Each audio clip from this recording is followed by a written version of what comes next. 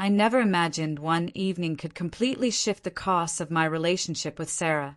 The day had begun like any other. I got up early, gave her a quick kiss goodbye, and headed off to work, unaware that something was simmering beneath the surface. There wasn't a single sign that anything was wrong. But when I returned home that evening, I stepped into what felt like a waking nightmare. Our front yard was littered with my possessions, boxes stuffed with my clothes, shoes strewn across the lawn, and bags I hadn't even packed. It was as though Sarah had deliberately gathered every piece of me and tossed it out, with no hesitation or emotion. The sight hit me hard, like being punched in the stomach. I stood frozen, overwhelmed by confusion and hurt, trying to comprehend what could have pushed her to do this. We hadn't argued lately, certainly nothing that would justify this kind of outburst.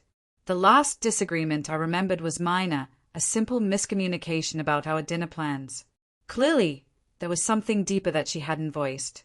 My heart pounded as I stood there, trying to wrap my head around the situation. I called her several times, but she wouldn't answer. When she finally picked up, her tone was cold, distant, nothing like the woman I knew. She accused me of keeping things from her, of becoming someone she no longer recognized. Her words stunned me. I had no idea what she was talking about. I tried to speak, to explain, but before I could finish a single sentence, she ended the call. That night, I didn't go back home. Instead, I stayed with a friend, feeling like I'd been exiled from the life I once knew. I lay awake, thinking about Sarah, our marriage, and the secrets I had buried, secrets I thought were meant to protect her. But now, it seemed that in trying to shield her from one danger, I had created another, a wall between us. The next morning, Sarah showed up at my friend's door.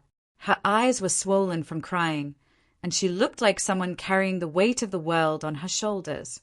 She told me she had discovered something that shattered the image she had of me. I hesitated, unsure how much to share. But looking into her eyes, filled with confusion, pain, and longing for answers, I knew I couldn't hold back anymore. I confessed everything. I told her about the job I had kept hidden for years, working undercover for a government agency. I explained the late nights, the sudden disappearances, the vague excuses. Every part of it had been meant to keep her safe, even if it meant keeping her in the dark.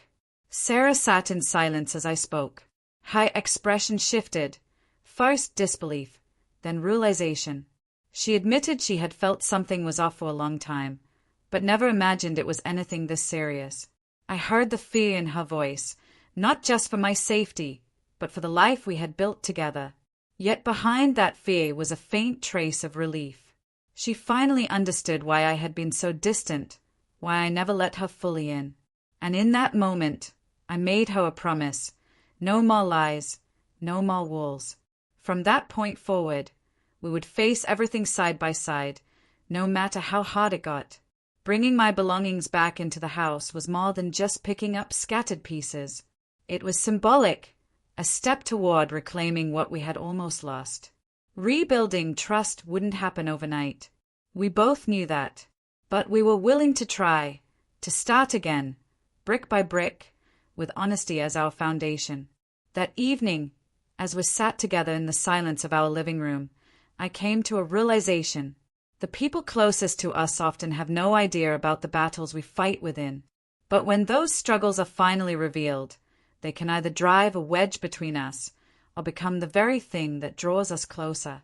For Sarah and me, it marked the beginning of a new chapter, one grounded in truth, open hearts, and the shared belief that, no matter what storms came our way, we would face them together.